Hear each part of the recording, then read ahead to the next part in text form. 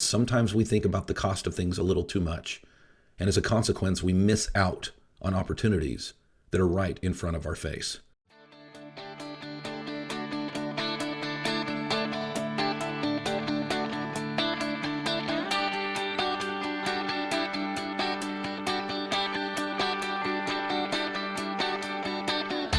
Originating from deep inside the Rocky Mountains, transported through the power of the internet, and arriving inside your tiny earbuds. It's the Appraiser Coach Podcast. Minisode. Want to take a moment and welcome each and every one of you to the most listened to podcast for appraisers in the world. Over 700 episodes, folks, and still cruising. Want to pause here and remind you that we're sponsored by a great company called ANow. ANow is the #1 software for managing appraisals nationwide. Check them out. Go to anow.com. That's ANOW.com. All right, folks, I want to talk a little bit about cost versus value. No, not in that sense. I want to talk to you about value when it comes to investment value, and stick with me on this. I often have an opportunity in my day-to-day as the appraiser coach to be able to, coach, to be able to mentor, to be able to talk to other appraisers across the nation. It's a joy. It's a love of mine. I'm passionate about it. I have probably, several coaching clients every single week where we sit down and across the Zoom, I know, Zoom, it is what it is, but we have an opportunity to dig deep into what they are looking for, what they are trying to reach for, transforming their lives into something better than it is today, transforming their business into something that looks more like a business rather than owning their job. And it's often that we talk about things that I think can improve their lives. And let's be honest, human nature is that we push back, right? We like our status quos. We like our bubbles. We like to not be pushed outside our comfort levels. And even when people come to me and pay me money and pay time to sit down with a coach, it's still very challenging, even when they hear the things that they need to do or feel like they need to do, even when they buy in to the philosophies that we talk about, even if it's their idea. And that often happens. I think most of us kind of know what we need to do anyway in life. But even when it's their idea, when I push them and say, okay, let's set a goal, let's get there. It's, maybe in a couple months I'll be, no, let's set a goal. Let's move forward. You came to me to be able to take your life, your relationships, your business from where it's at to where it needs to be. So let's do it. Let's work together to get there. Let me be your accountability partner. Let me be your running partner. Let me be the person that holds your feet to the fire. But there's pushback, and there's pushback because of human nature. There's pushback because we don't like to be, pushed out of our comfort zones. I want to talk today about cost versus value, and not in the appraisal world, but in our own lives.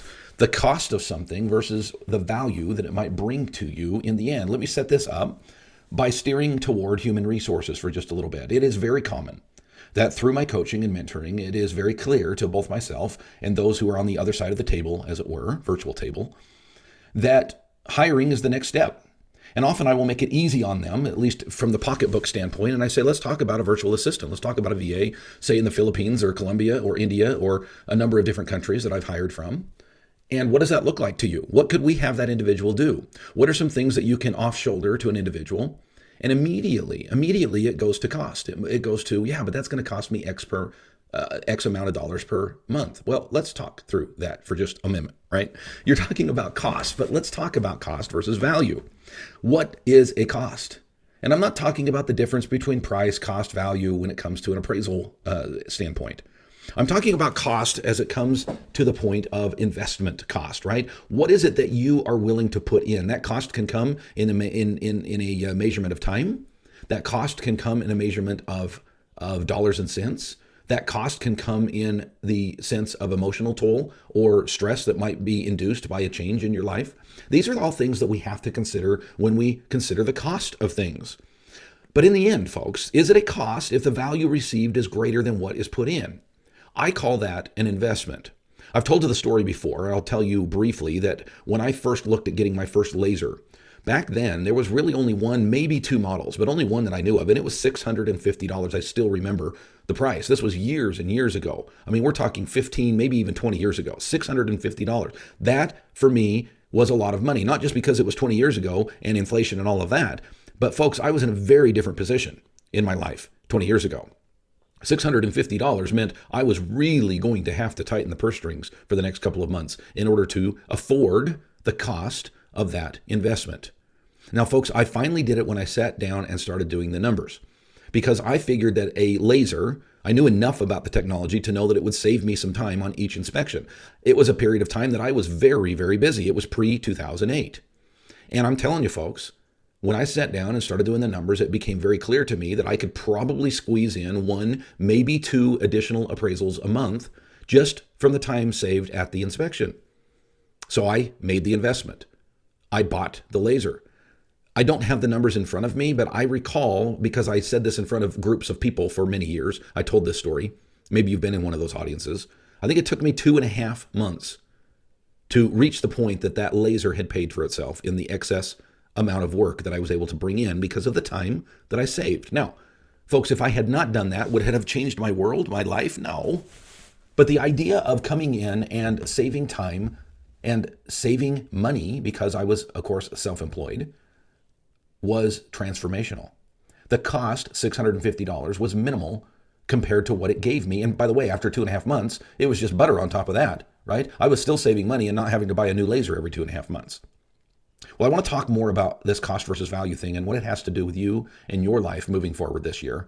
But first, I want to pause here and remind you that we're sponsored by ANOW Software, folks. I'm in ANOW pretty much every day. Every day I jump in, I find out what's going on. It may be an order that I'm working on and I need some additional information like it was last night, or I might just want to find out where we're at for the month. As of this recording, we're about halfway through the month. Gee, I wonder how we're doing this month. It takes me about 5 seconds to find out. That's what ANOW will do for you. Check them out. Go to anow.com, ANOW.com.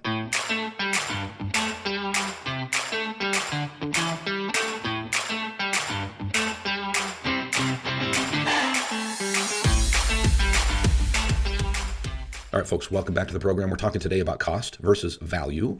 And really, we're talking about investment value here. I want to just give you maybe a for instance. Now, it's completely hypothetical. It's completely off the top of my head. Have no idea whether these numbers work at all. So don't hold me to it, right? It's for purposes only of just making a point, okay? Let's say a new Lamborghini costs, the price tag is, I don't know, $300,000, right? Well, that seems like a lot of cost. What if, however, you figured out a way, even after taxes and insurance and business setup and everything else, you discovered a way to rent that Lamborghini out on a daily, weekly, Turo, whatever it is, for, I don't know, let's make the numbers easy, $30,000 a month, right? Folks, if you are doing the math like I am, a $300,000 Lamborghini renting out at $30,000 a month, you've got a 10% ROI. Now, is that a cost at this point? Now, some of you are running out and saying, well, gee, how much is a new Lamborghini and how much could I rent it out for, right? Well, again, I actually knew an individual that owned luxury cars. We're talking Maseratis, we're talking Rolls-Royce, we're talking Porsches, and yes, we're talking Lamborghinis. And he owned them for the sole purpose of renting them back out, and he made a killing. This was years ago. I don't know if it would still be a viable business plan today. But the idea here is you look at a Lamborghini and you say, that costs a lot of money. Well, does it if you turn around and, I don't know, rent it back out? I'll give you a similar analogy. My son just bought a house. Folks, he bought a house, and it is, I mean, I hate to say it this way, but it's not the same kind of structure that I currently live in with my wife and kids, okay? Let's say that it is a far smaller home, far older home, far less quality home, and I bought my home 10 years ago. He bought his a couple of months ago, and it was almost an identical sales price. Okay, that's what real estate has done in Idaho in the last decade. And I had a hard time swallowing that. And then I started looking down at the numbers. First of all, what is the cost of rent for him currently? And that was a no-brainer. The cost to own is less than the cost to rent these days. But folks, when I bought my house 10 years ago, the interest rate was different than it is today. It was higher. And I started doing the numbers, and I realized that there was a $500 difference between him buying a same priced home that I bought because of the difference in interest rate. So a lot of you ask, why are so many people buying homes right now? Well, folks, they're buying based on the numbers that I just crunched. It's not a $300,000 home to them. It's a $1,200 payment, right? Do you see what I'm getting at? And you can buy a whole lot more home these days for a whole lot less month to month. Now, this is not a lesson on whether you should get into debt for homes. We're not going down that path at all. My point is sometimes we look at things from the outside and we say, gee, that costs a lot. I would ask you to rethink that. I would ask you to rethink that and say, is it really the cost that I'm worried about here? or is it the value? Now, let's bring this home. What is it that you want to accomplish in 2022? What are your goals? What are your New Year's resolutions? Better yet, what is your vision for yourself, your family, your health, your business moving forward this year? What will it, quote unquote, cost you to get there? What is the investment worth to you?